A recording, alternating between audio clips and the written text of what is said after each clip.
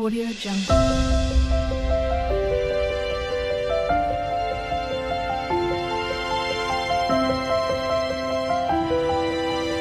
Audio Jungle.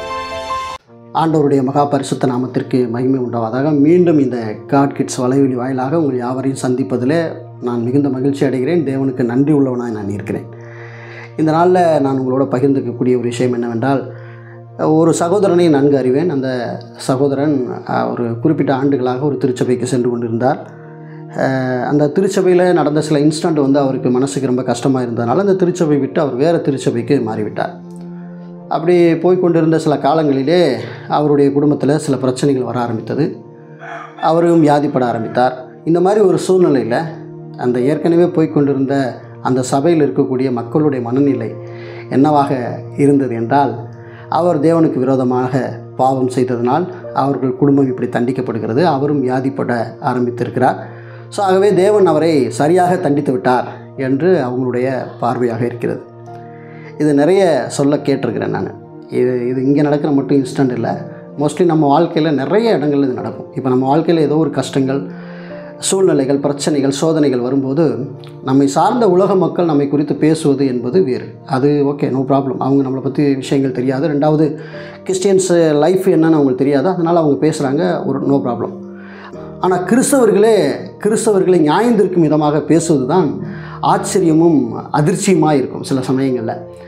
குறிப்பாக பார்த்திங்கன்னா, இவர் அதை செஞ்சதுனால தான் தேவன் அவருக்கு அதை கொடுத்துட்டாரு, இல்லைன்னா வேறு மாதிரி இருந்திருக்கும், ஆண்டவருக்கு ஒரு நீதியாக நடக்கலைங்க. இவங்க நியாயம் தீர்த்து கொண்டு இருப்பாங்க. இது உங்கள் வாழ்க்கையில் நிறைய நடந்திருக்கும், என் வாழ்க்கையில் நிறைய நடக்குது. ஸோ அதனால் இந்த செய்தியை ஏன் ஆண்டவர் பேச தூண்டுறான்னு தெரில. மோஸ்ட்லி இதை கேட்கக்கூடிய நபர்களுக்கும் இந்த இன்சிடென்ட் நடந்திருக்க வாய்ப்புகள் இருக்குது. மனிதர்களுடைய நீதி, நியாயம் தேவனுடைய நீதியை வியர்த்தமாக்க மாட்டாது. தேவனுடைய பார்வை எப்படி இருக்கிறது, மனிதர்களுடைய பார்வை எப்படி இருக்கிறது? மனிதர்களுடைய பார்வையெல்லாம் இப்படி தான் இருக்கும். அதுக்கு நம்ம பைபிள் ஆதாரங்களை நம்ம மேற்கோள் காட்டி நம்ம பேசினா இன்னும் சிறப்பாக இருக்கும் அப்படின்னு நினைக்கிறேன். லூக்கா புஸ்தகம் 13ஆம் அதிகாரத்தில் 1 நான் வாசிக்க ஆரம்பிக்கிறேன். பிலாத்து சில கலிலேயருடைய இரத்தத்தை அவர்களுடைய பலிகளோடே கலந்திருந்தான். அந்த வேளையிலே அங்கே இருந்தவர்கள் சிலர் அந்த செய்தியை அவருக்கு அறிவித்தார்கள். இயேசுவுக்கு அறிவித்தார்கள். இயேசு அவர்களுக்கு பிரதியுத்தரமாக, அந்த கலிலேயருக்கு அப்படிப்பட்டவைகள் சம்பவித்ததினாலே மற்ற எல்லா கலிலேயர்கள் பார்க்கிறோம் அவர்கள் பாவிகளாய் இருந்தார்கள் என்று நினைக்கிறீர்களோ? அப்படி அல்லவென்று உங்களுக்கு சொல்லுகிறேன். நீங்கள் மனம் திரும்பாமல் போனால் எல்லாரும் அப்படியே கெட்டு போவீர்கள்.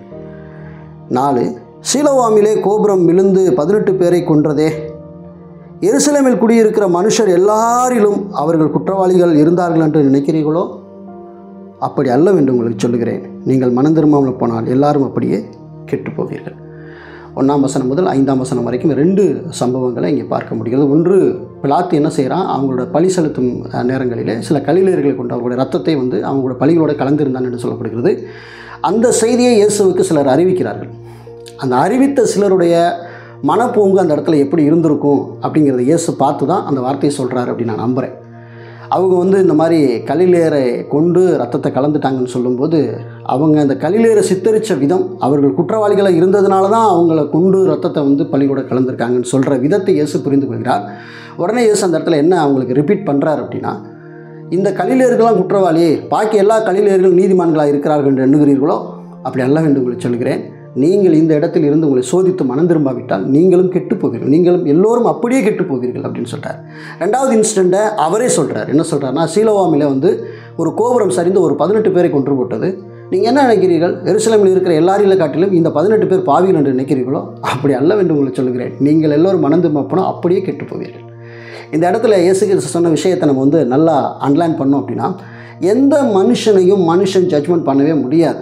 அவனுடைய இன்னர் லைஃப் பற்றி நம்மளுக்கு என்ன தெரியும்? மேக்ஸிமம் கனிகளினாலே மனிதர்களை நம்ம அறிய முடியும், அதில் எந்த மாற்று கருத்தும் கிடையாது. அதே சமயத்தில் ஒரு மனிதன் இன்னொரு மனிதன் சொல்ல கேள்விப்படுவதனாலேயோ, ஒரு மனிதனை பற்றின சில விமர்சனங்கள் வருவதனாலேயோ அதை நாம் எடுத்துக்கொண்டு அதன் மூலம் ஒரு மனிதனை நியாயந்திருப்பது என்பது தவறான ஒன்று. அதே சமயத்தில் சோதனைகள் என்பது தேவனால் அனுமதிக்கப்படுகிற சில சோதனைகளும் மனித வாழ்க்கையில் ஒருத்தனை மெருகேற்றுவதற்காக தேவனே அனுமதிக்கிறார். அது கிறிஸ்தவ வாழ்க்கையில் நிறைய நடக்கும்.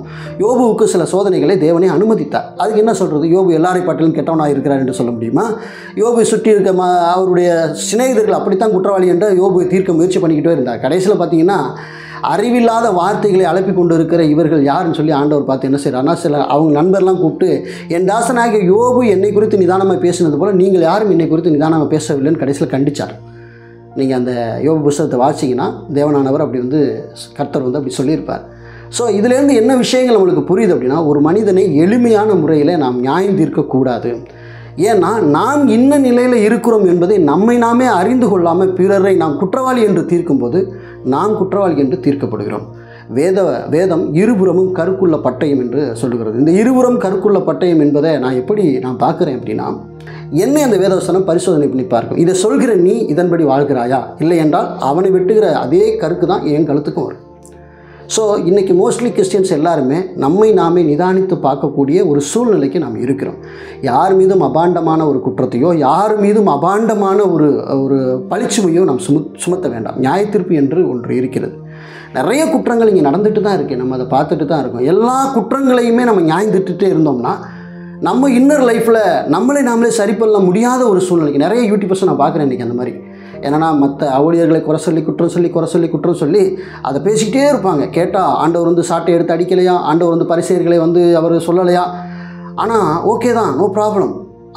நம்ம இன்னர் லைஃப் எப்படி இருக்குது? உண்மையிலே மனசாட்சியை தொட்டு நீதி நேர்மையாக தேவனுக்கு முன்னாடி நாம் எப்படி வாழ்கிறோம் அப்படிங்கிறத நம்முடைய இருதயத்தை நாம் திருப்பி நம்ம கேள்வி கேட்டோம்னா நாம் எந்த நிலையில் இருக்கிறோம் என்பதை நாம் உணர முடியும்.